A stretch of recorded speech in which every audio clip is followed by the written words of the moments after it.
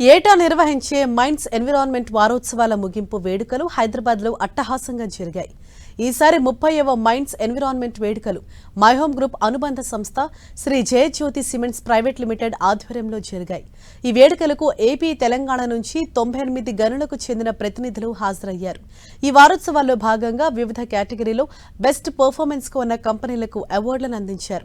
అలాగే ఈ ఏడాది 5 Rs అంటే reduce, reuse, recycle, recover, refuse లక్ష్యంగా పనిచేయాలని నిర్ణయించారు.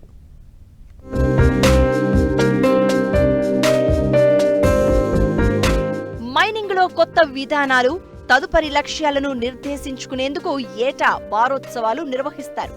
గనుల యజమానులు, ఉద్యోగులు, వాటాదారుల్లో మైనింగ్ పద్ధతుల గురించి అవగాహన పెంచడానికి గత ఏడాది నవంబర్లో 10 నుంచి 16 వరకు వారోత్సవాలు జరిగాయి. Mines environment, mineral conservation and mining సెక్టార్లో అనుసరిస్తున్న సుస్థిర పద్ధతులకు వారి సహకారాన్ని అంచనా వేయడానికి వారోత్సవాలు నిర్వహించారు.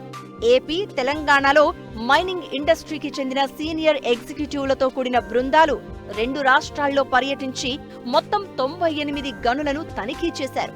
తనిఖీ చేసిన గనుల్లో ఉత్తమ గనులకు ముగింపు వారోత్సవాల్లో బహుమతులు ప్రదానం చేశారు.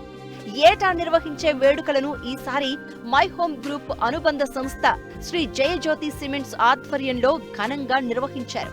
శంషాబాద్ మల్లికా కన్వెన్షన్ హాల్లో జరిగిన మైన్స్ ఎన్విరాన్మెంట్ వారోత్సవాల కార్యక్రమానికి ముఖ్య అతిథిగా Indian Bureau of Mines controller general P N Sharma హాజరయ్యారు. కార్యక్రమంలో My Home Industries technical director V S Narang, My Home Industries director operations Chandrashekhar Pandey పాల్గొన్నారు.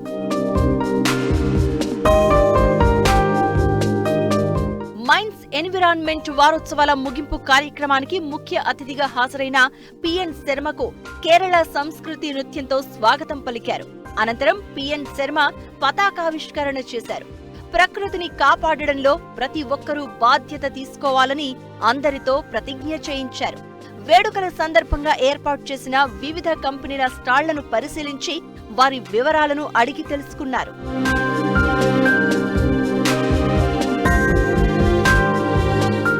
దేశ అభివృద్ధిలో మైన్స్ కీలక పాత్ర పోషిస్తున్నాయని పిఎన్ శర్మ అన్నారు.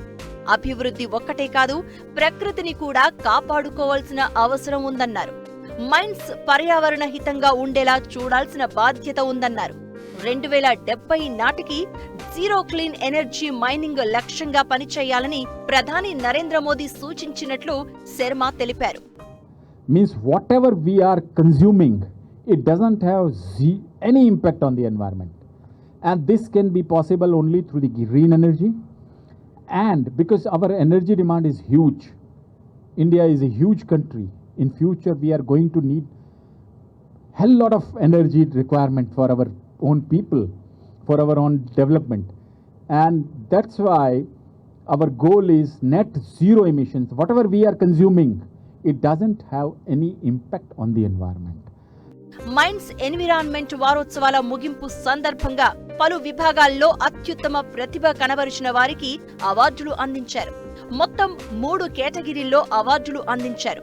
Manual mines category, medium large mechanized mines, large mechanized mines, ఇలా 3 కేటగిరీలలో ప్రతిభ కనబరిచిన వారికి పురస్కారాలు అందించారు. ఇందులో మై హోమ్ గ్రూప్నకు పలు అవార్డ్స్ దక్కాయి. లార్జ్ మెకనైజ్డ్ కేటగిరీలో మై హోమ్ గ్రూప్ కి చెందిన ఎనకండ్ల మైన్ స్టోన్ మొదటి బహుమతి గెలుచుకుంది. మీడియం లార్జ్ కేటగిరీలో నందవరం, వెంకటాపురం లైమ్ స్టోన్ తో పాటు My Home limestone mine కు కూడా అవార్డ్స్ దక్కాయి.